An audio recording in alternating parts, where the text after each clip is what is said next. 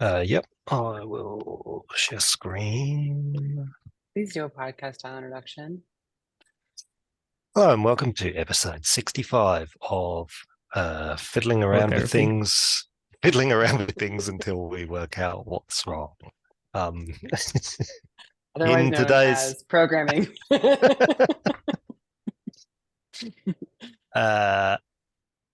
So in today's episode, we're just looking, just had a thought here of reworking the way that we've done this vendoring this gem. So the background here is that we've been doing some audit work, I believe, around Ruby 3.2, and we use this gem called diff match patch that hadn't been updated for a very long time upstream. It seemed like we were, and this gem has some method calls to methods that were removed in Ruby 3.2. It seemed pretty unlikely that we'd be able to get a patch upstream to this gem, so we decided to vendor the gem. Whilst reviewing the actual way we use the gem, we realized that we actually call very little of the code inside this gem, and we don't actually call the methods that had been removed in Ruby 3.2 anyway. But I thought it might be interesting to just see how much code we're using from this gem, and if we could just pull that into our own library and remove the gem altogether. So we'll have a look at that today. I will just pull one of these over.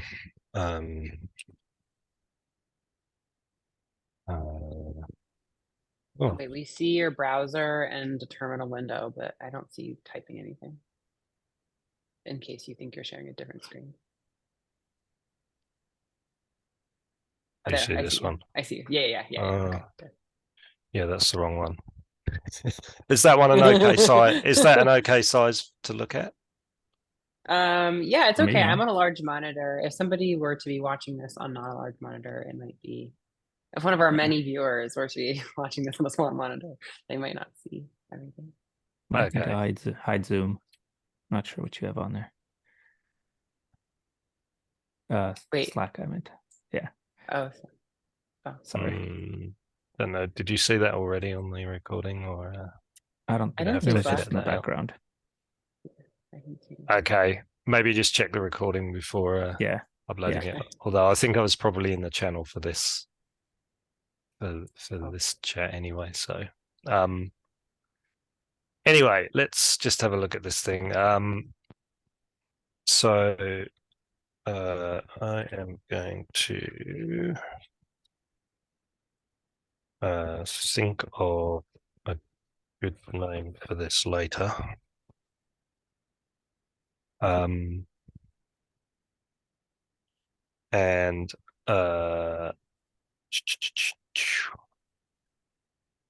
so I think the gem in question is in vendor gems diff match patch. Okay, so there's not actually much in there anyway. I believe we just use this class here.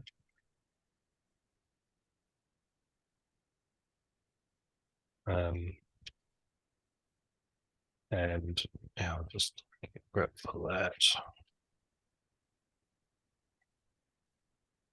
So as far as GitLab code goes, we have this one method here, this one class that uses it.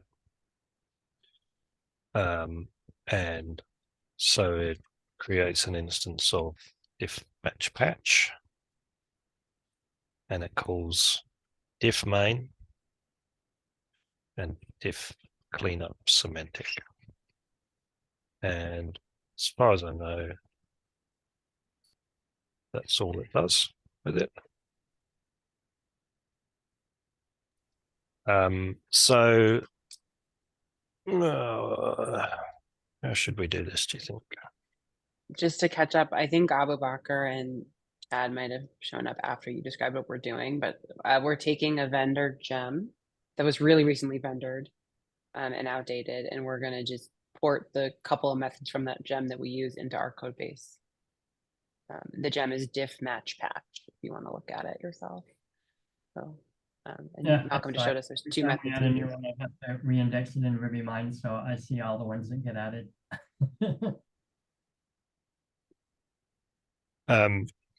Cool. Thanks for that, Jesse. Yeah, so now, of course, what I haven't done is look at how much stack depth the gem goes into when we call diff main. So, I mean, we may get part of the way through this and like find we're using the whole thing. Very fun method. Look how big it is. It's pretty big. Pretty big. It's Pretty fun. I don't even want really to try and begin to understand what it's doing. I think it's there's quite a lot of methods within this class. Some of them are to do with parsing patch files, and then others are to do with like generating patch fragments. What if we were to run this, like presumably we have some sort of unit test or integration test in our code base that exercises our usage of this gem. And if we ran that with code coverage, we could see all of the lines that got executed, and that would be the lines that we need. Neat. Okay. But how do we do that? You just open your IDE and you say right click run with code coverage. IDE, don't you? Well, I might have I just got a troll. I can't help it. I might have VS Code on here somewhere, so you could walk me through that. No, that's not an IDE. Oops. Did I say that? You want me to drive? I mean, if you could tell me a test run, we can well, let's just have a look at this. So, but like to not be snarky, the last time I tried to run code coverage from the command line, it just didn't work, and I like mentioned it on Slack and didn't get a response, so I always run it in RubyMine now. Yeah, I don't know. Do we have coverage jobs? Oh, there's a way that it's supposed to work. Like if you go to the docs, it'll I forget where it is, but it tells you like how to run code coverage locally. But like it just blew up for me. It might work now if you do it. And then I don't even know how you visualize it. Like I don't suppose RubyMine exposes what commands it uses to run that. I mean, it's all built in. It has its own like fork of the debugger tools, and that's proprietary.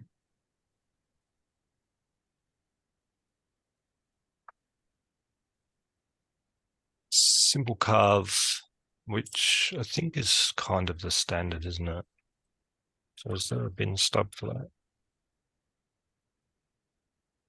I mean, this is like just documenting how you can integrate code testing into CI, but like for GitLab itself, there's some docs on how you run it, like in the context of the GDK. Yeah. If I can try to find it in the docs. Test coverage visualization. I don't see anything straight away. Not there. So the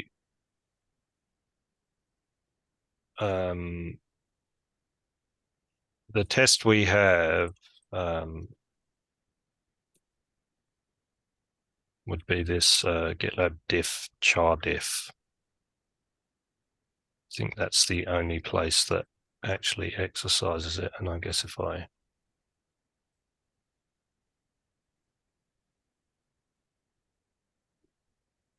make sure that it does actually do that.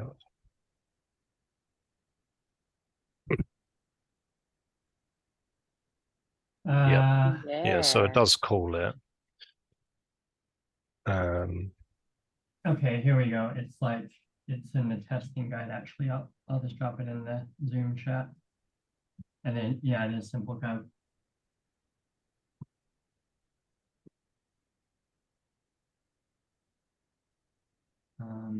Like I said last time, this didn't work.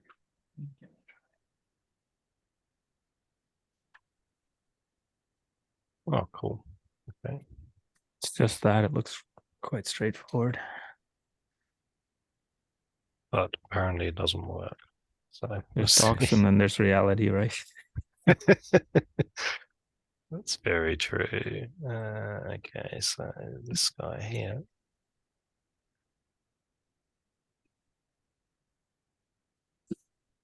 Okay, coverage report generated. We've got coverage. Hey, try the HTML one. Is that? Yeah. Is there an HTML in there? Index.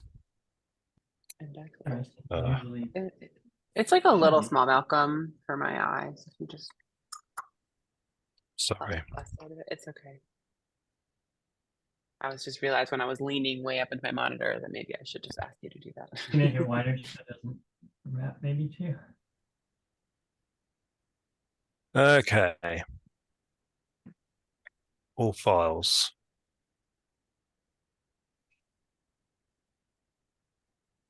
Cool. So honestly, so if you want to go live GitLab chart if okay. So if you go in there, what did it use? Click on one of the files. Does it give you a detailed view of what was touched? Ah, nice. Yeah, solid green is the stuff. Look, it never touches end. It said 100% on there, which means every line. But that's of the R file, not the file, not the gem itself, right? Oh, I wasn't sure. This is our file. Here's the Yes. gem. Yeah, Oh, we haven't inlined the gem yet to our code base. no. So if you did that, like simple code is only going to pick up stuff that's in our code base. So you can just, like, sorry, it is into vendor gems, but I guess that it's ignoring the that simple as code well. may we may have it configured to automatically exclude that. Yeah. Yeah. So you could either undo that or just like copy it somewhere that's not under vendor and require it from there. I don't know. Pop it in lib. Yeah, you just put it directly in Cardiff. So require it the same way, yeah. Do you think that would just work, just moving it in there? I'm just wondering where the coverage configuration is. Yeah.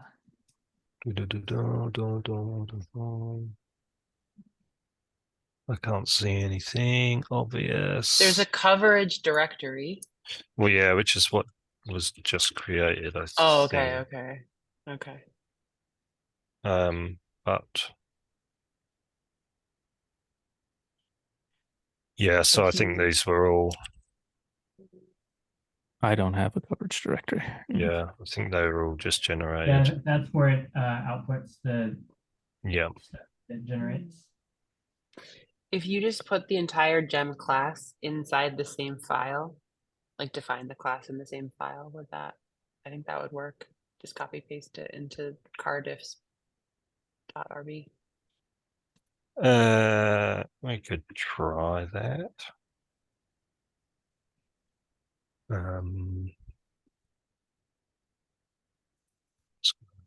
This up.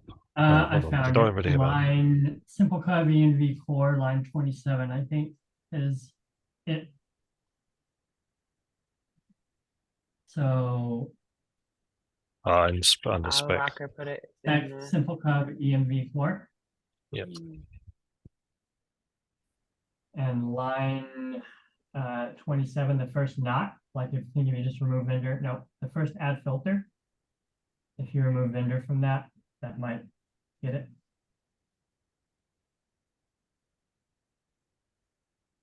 All right, now, and then let's run it again and see if it picks it up. If I do that in this one or this one, I can't remember. I think you did it there.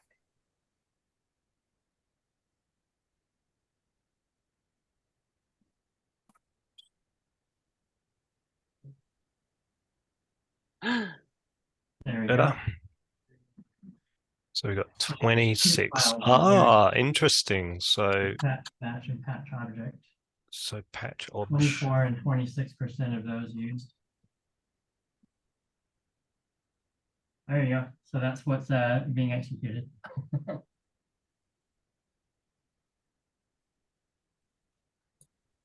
This is really cool. I've never thought to use test coverage to remove code. And it does I appear guess to be working from the command line for me now, so that's full. Not that I'll ever use it.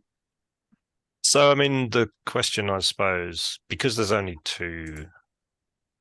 Sorry, I'll make this one a bit bigger too.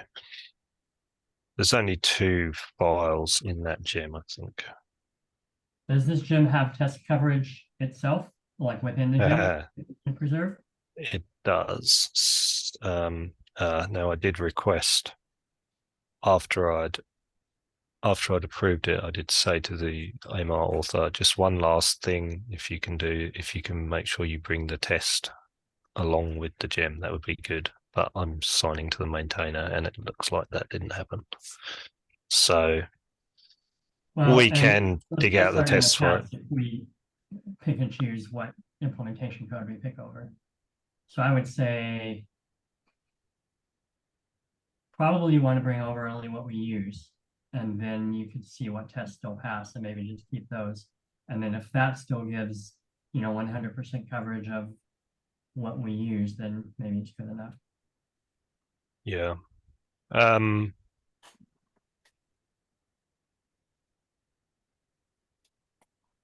interested as to why does it say this method was green? So those are the def lines. So when Ruby parses, it's a two-pass parser. So when it parses the interpreter code itself, it reads all of the definitions at the class level, but it's not executing any of the code within those methods. Yeah, okay. That makes sense. So you only care about methods that have stuff actually executed within them. So we've got the initialize, obviously, diff main, diff compute.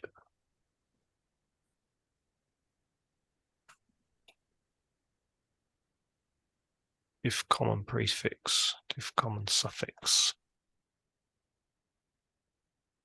I mean, we may have to bring quite a lot of these tests over if we're going to. And I mean, that was another question I was going to bring to this call, is because the test coverage for this thing is simple test. Do we convert that to RSpec? How do we handle that? No, this starts the revolution. Well, okay. So, okay. All right. So no let blocks, no contexts. No parameterized table. Oh yeah, we've not even talked about the parameterized ones.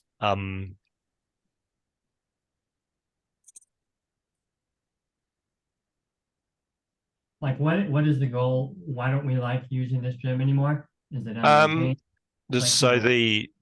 the reason it was vendored was because it called URI encode and URI decode, I believe, which have been they've been deprecated for nearly a decade in Ruby, and they've been removed. Now I think they're already removed, actually. Yeah. But I think what's happened is somebody in the GitLab team has kind of done a grep kind of audit of all of the gems we use to see what removed methods. Yeah, I've been down the same road before in relation to some of the markdown gems. I think with the same URI. What we did is just monkey patch them, and you know the gem is abandoned. But like if you want to have an alternate route rather than trying to vendor it, is to just, you know, we fork it, we own our fork, we give it a name like GitLab dash whatever, and we just remove the URI. And then so it still has coverage. We can put it in our publishing pipeline, assuming the test pass, and then just forget about it. Yeah, I think the goal here for the session today was to kind of explore, because I knew from reviewing it that we were only calling, I think, one method externally on the gem. It was to explore, like, do we need to use the whole gem? Do we need, or do we just, can we just extract that one method and Right. the stack So that this it coverage calls out? tells us that like there's at least a few hundred lines of logic. There's there, quite a lot going on, yeah. which means if we want to rip that apart, we should have test coverage, which means then we're going to have problems with test coverage if we rip it apart. So maybe the answer to that question is the path of least resistance is to fork the gem, own it, publish it ourselves, and just remove the RID code and forget about it. Yeah. So, which is where we're at today. I mean, we've vended it. We haven't forked the gem. I think there's already a fork of this gem, and I can't remember the rationale that they decided not A fork we own? to try to use that. No. Somebody else's fork. Somebody else has forked and it's more up to date, I think, but I don't know how up to date. Oh, if they've forked it and removed your RID code and like, you know, it passed a security sniff test, then just use that one. I think there was some rationale around not using that. What was that? It's I'm afraid I don't think the related ideal thing is, issue like, is linked in Presumably the here. canonical one is abandoned and unmaintained, and they won't take the patch for the URI code. Is that the case? Seems probable, yeah. Right. So if there's a fork of it that will take the patch for URI code and is allowable from security perspective, then that's the next best option. The less code we own, the better. Yeah, but as I said, I think that had been discussed on the issue. It's just they haven't linked the issue on here directly, but I think it's in the, okay, so I'll just load that up. Yeah, because I mean, in that case, it's no different. You know, if it's a fork of it, it's no different than the however many hundreds of other gems we use. It's just a gem. Yeah, I mean, I think there is something to be said for, I don't necessarily think we should be like reinventing library code, but if the hypothesis of we're using two methods, can we just like pull those into lib utils or something? Yeah, like I can see that being good in some cases, maybe not this There's one. a spectrum of like left pad in JavaScript, which that fiasco when they yanked that, the whole JavaScript ecosystem fell apart. And then there's hundreds of thousands of lines of this in this library, and like we're in the middle. There's a few hundreds here. Do we want to re-implement and test those? I don't know. Is that the best use of our time? Yeah. Given the security risks and constraints. I have a question here. So basically, from my understanding, what this gem does is basically implementing the minitest algorithm, which actually originally from Google's implementation. And then that particular gem actually ported that into Ruby, I believe. And if we want to do the same thing, we can potentially use that algorithm, which is implemented in other gems, which are relatively new.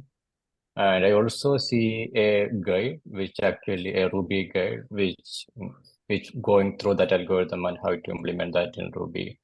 So if we think this is something that go to GitLab, we can potentially consider exploring that algorithm and then implement it our own. Otherwise, we can use a relatively updated gem for implementing the same algorithm. And I think that will be, better than having, because if we don't know how this code works, it's better not to have that part of our code base, right?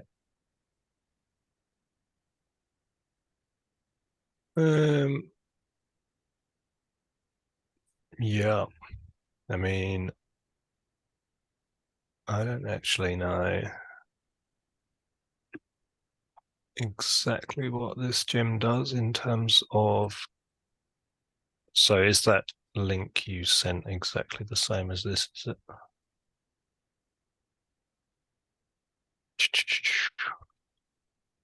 Diff match and diff match robust algorithms to perform operations required for synchronizing plain text. And if you go to the original GitHub repo of this gem that we use, and that actually linked to this project, and this project says to use the math diff algorithm. I think that's actually linked to the Google code repo, which predates the GitHub. So I think this link won't work, but the project name is the same. Oh, it's already reloading. Redirects. Yeah, yeah, redirects. Ah. I don't even have Ruby. And they have already support for few languages, but not Ruby. Includes Python. Yeah, so re-implementing Oh, yeah. this from scratch is an option.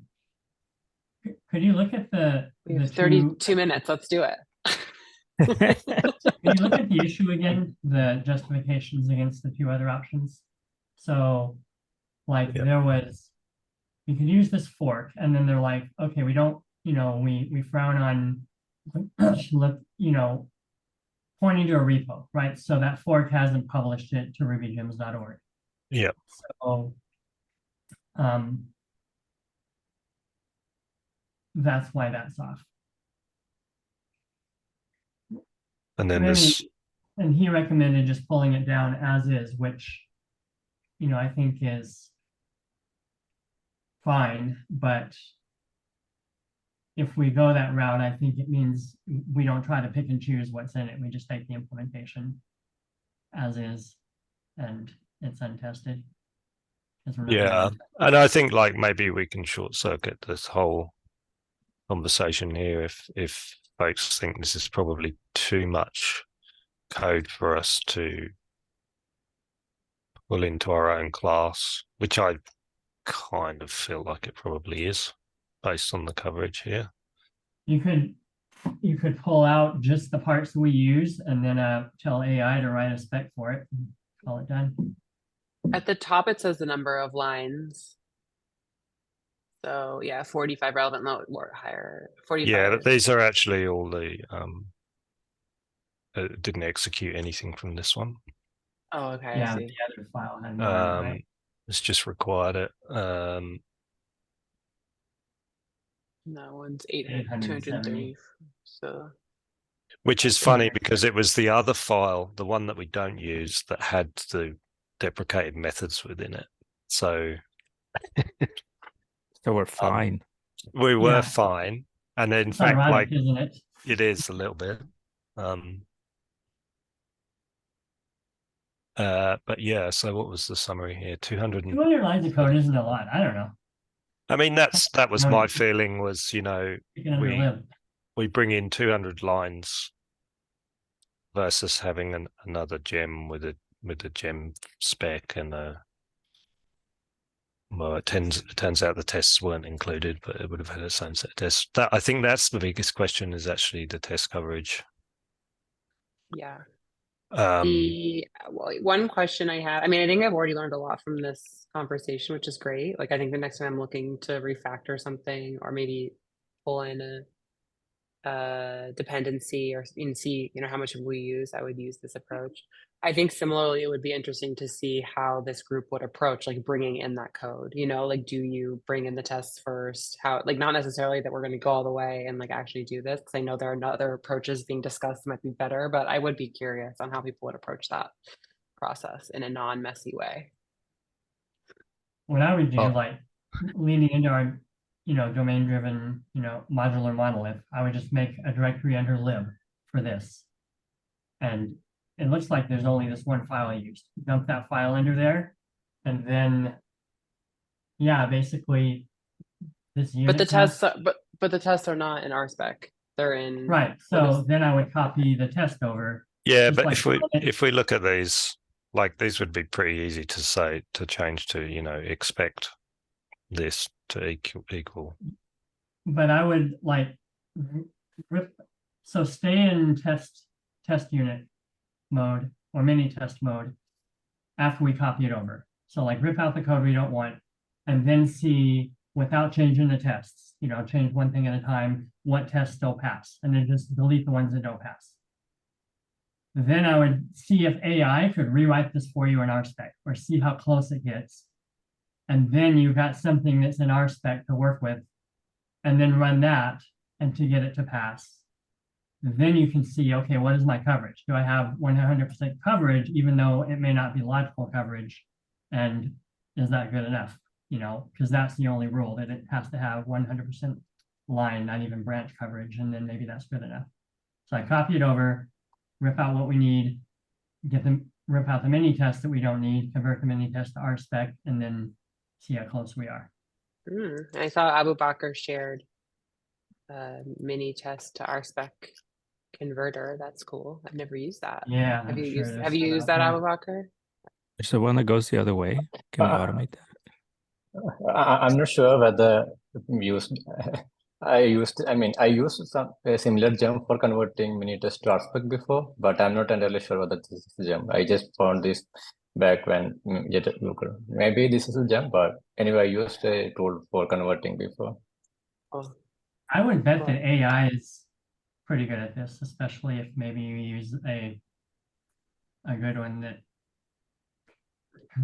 perhaps like a GitLab competitor Duo. that starts with a C. Maybe you can try them both. You try them both and compare them, see how they do.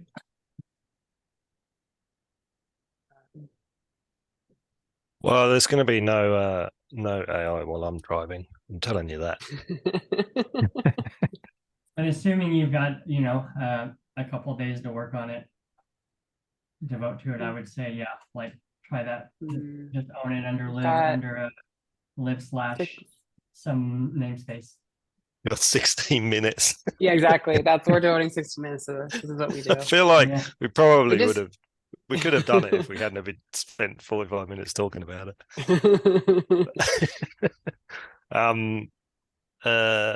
Let's have a look. Lib, if batch. Okay. Here's how I would have done it. Okay, I'll pull let's this see. in. Okay, great yank. Oh, I already have that down there. So is this approach better than just like going straight off of the code coverage and just deleting all the red lines and methods that have no execution?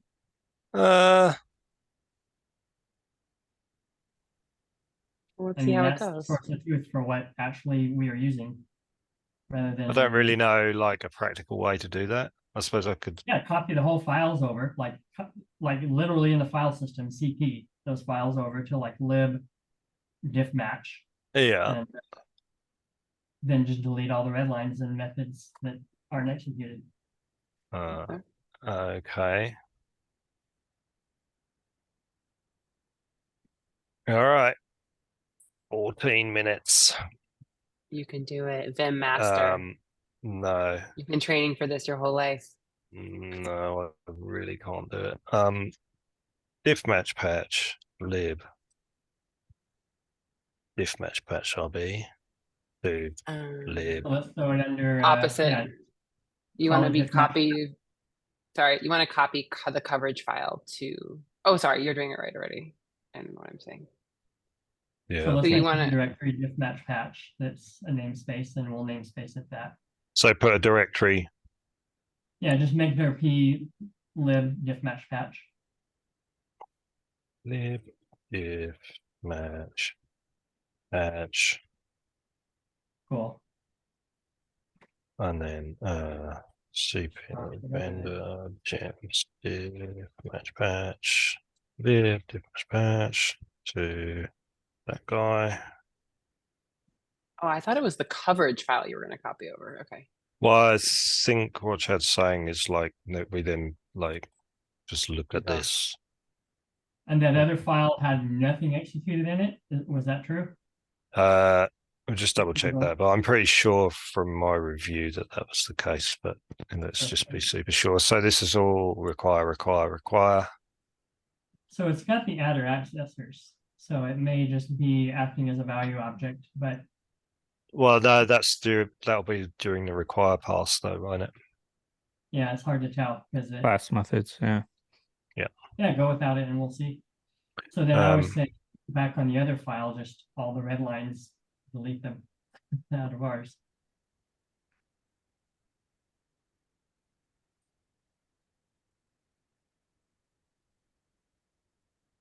All right.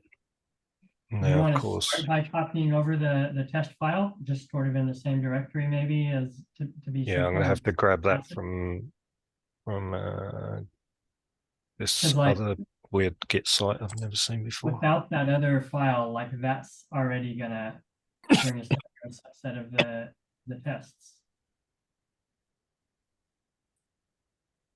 Okay.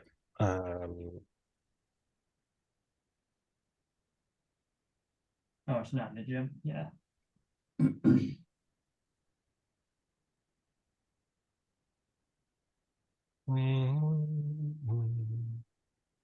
Okay. So if you run that, does it pass?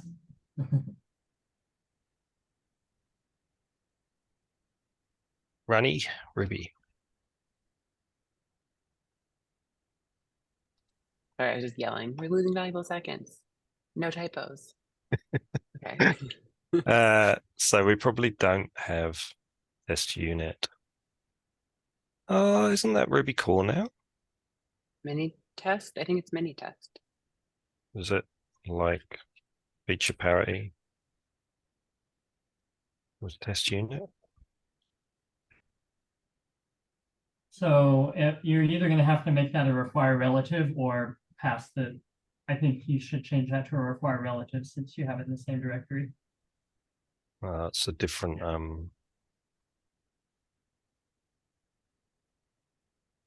Maybe it's mini test.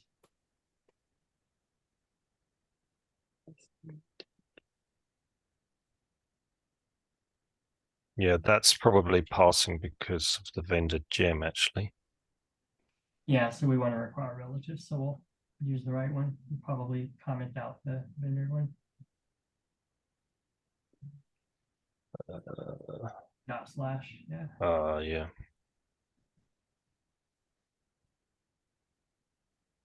But I think Mini test auto run. Yeah, you still need the mini test. I'm not sure if I remember correctly. how do you mean, Sam? The require, I think it's mini test slash auto run. Ah, It's been a while. True mini test fanatic here. Knows the require statements by heart. yeah. So I think the problem here is that minitest is not a test unit test case, right? It's going to be something else. Yeah, mini test auto run, and then you subclass mini test : : test. Mini test test. Yeah. Minitest colon test. First hit on Google.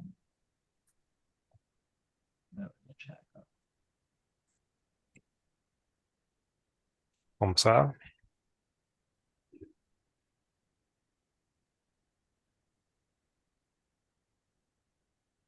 Doesn't have a cert raise. Oh. Cert raises. I mean, I don't know how deep this rabbit hole is going to go.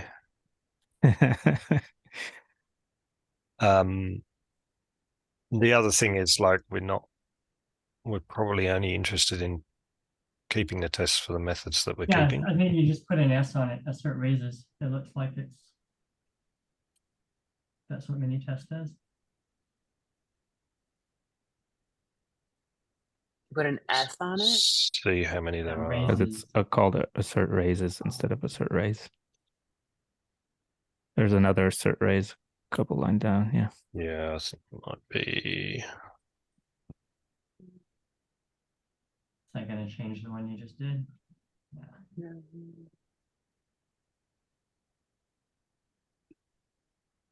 It's those guys.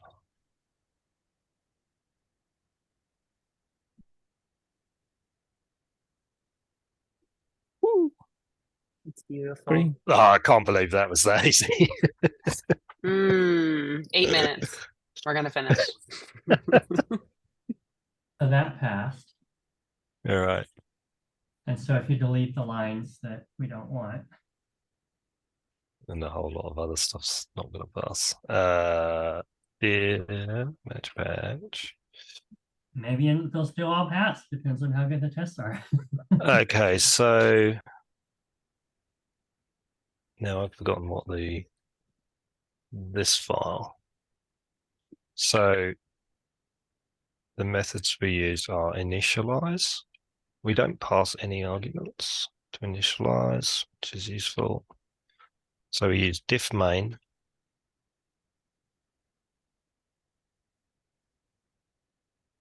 Oh, hold on, sorry. I'm still thinking of the way I was going to do it. I'm not doing it my way. Right. So here we got So that we never hit that check for null inputs. We never hit the check. We didn't hit either of those, so we could just delete them. well, that We could we keep do those. call this method. I think I'd probably keep those. Like that could Yeah. be Maybe a it's just how we condition. tested. We didn't have Yeah. test cases for those. Yeah. Yeah. Good idea. Don't test it, you don't need it. Yeah. Loud. Look at that naming. Diff line mode is gone. Look at that This camel case naming. camel underscore. Snake camels. case. Yeah, Snake this case. is really It's a camel snake. some interesting style. This is like somebody's first foray into Ruby. They were like, I don't like this. It makes my snake case eyes so hurt. much." All right, so get rid of this one. Yes. Oh, I probably should put method folding in. Also, I need to shut Robocop up for a minute. Do we use diff bisect? A diff, yeah, diff bisect. Looks like we do. We use this diff compute. I lost track of where I was. We use diff main, we use diff compute. Diff line mode. That Diff one's not used. bisect we don't use. Bisect and bisect split. Can you collapse methods in them? I think I can, but I don't know how. I can't remember how to do it. It's not something that I ever use. I can fold the methods somehow, but Bisect Bisect split and split. lines to cars. Oh wait, Yeah, and the yeah. those you use. Why does else and end show? Or why is else? Unusual. Where? In the bisect method. Like right there on line 333, it shows else as it's just white. I guess it's not. Yeah, it's like that's not an expression. It's a keyword. Like it only lines that are expressions. Okay, that makes sense. Although the dot push is interesting. That's Yeah. shows Sort of matches on the You end, can and run then simple cov that's in probably a bug in SimpleCov. Well, you can run it in a more advanced mode where like it labels branches and everything, but I don't think we do that. all right. We use common prefix. We use common suffix. We don't use common overlap. Common prefix, common suffix, Oh my gosh, common overlap. this camel case is funny. 4 minutes. We're honestly, I think we're gonna finish. Got the red wire. Okay. Diff half match we use. Diff half match Yeah. 1. Diff half match 1 and diff half match. Wow. Oh, this is a good method naming thing, actually. I'm going to start naming all my methods just with Roman numerals. Yeah, just gonna One, name two. them Malcolm 1 through 50,000. Oh my gosh, that'd be so fun. Every time you did a new MR, you'd know how many methods you'd written before. Yeah, You would just exactly. keep incrementing every time. Okay, Yeah. we use Code this ownership. one. We use this one. Cleanup efficiency we don't use. Ooh.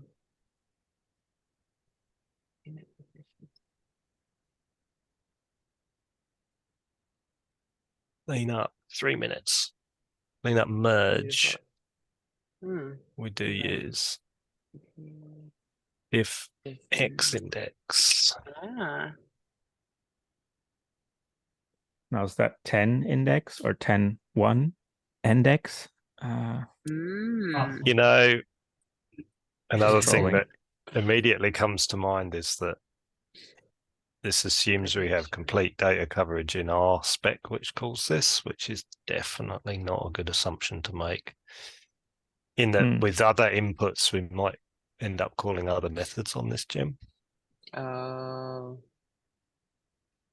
In Well, which case I would say like, that's good. Because then if we're pulling this into our code and owning it, we should have good coverage. So if something's broken, we should write a TDD failing test for it and then bring that code back. Yeah, well, the problem with that is, I think if our current tests don't cover it, then the only way we're going to know is when something breaks in production for a customer. yeah. Feature flag it. Put a feature flag on. I mean, so that's an argument to just, fork the gem and use it as is. Like, Yeah, it if, is. if we're going to own the code, then we need to own it right, which means make sure that we understand all of it Yeah, and test thoroughly. I mean, And if interestingly, that probably, if we'd have gone the path that I was going to do originally, which was just to do this by hand, I basically would have kind of gone into the 2 entry points that we had and just walked the stack myself and only have pulled the methods that are referenced. Yeah. Does that make sense? What? Referenced like by name. So, if a method was inside an if statement, I would have used it. I would have included it, even if it doesn't get called in our tests. Like our coverage, like we should have adequate integration test coverage in GitLab itself that we own that exercises this. And so that's basically what we ran here. If you ran the one test that we have.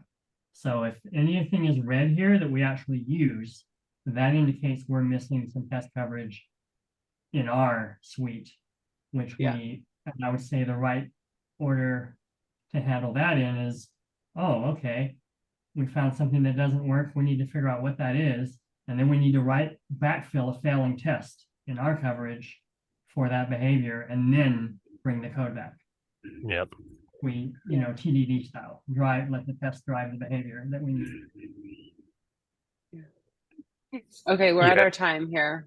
We did not finish, even though I was placing bets that we would. So that's too bad for me. How much did you lose? I lost a lot. Definitely pride, also money.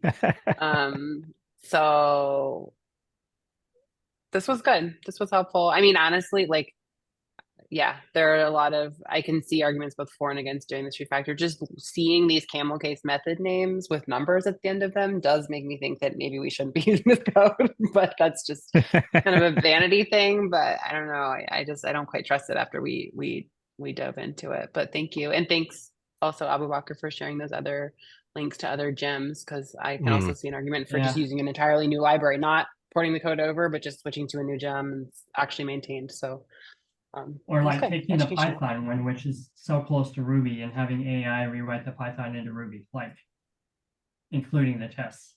Like that actually might be the best path forward. Yeah. There's not enough yak shaving. I think we should take the Python and try to find a way to compile it to C and then include a C library in Ruby for that. I that just seems... like my trust of getting the AI to do anything on this. And this is ironic because it was this issue I spent quite a lot of time trying to understand part of the MR description where it was claimed that this gem was used by such and such, and I couldn't find anywhere where it was being used by that. And it turned out that the author had used the AI to pre-fill the MR description and hadn't actually checked what the AI had written. And the AI was claiming that this gem was used by blah, blah, blah, and it wasn't at all. So fantastic. I think that's something that AI would be really bad at, but converting Python to Ruby is, I think, something that AI would be pretty good at. Okay, folks, kicking you off. This was good. This was good Chat Bye. AI ambassador of GitLab. Yes. We'll have that debate next time. All right. Okay. Bye. Thank you. Bye.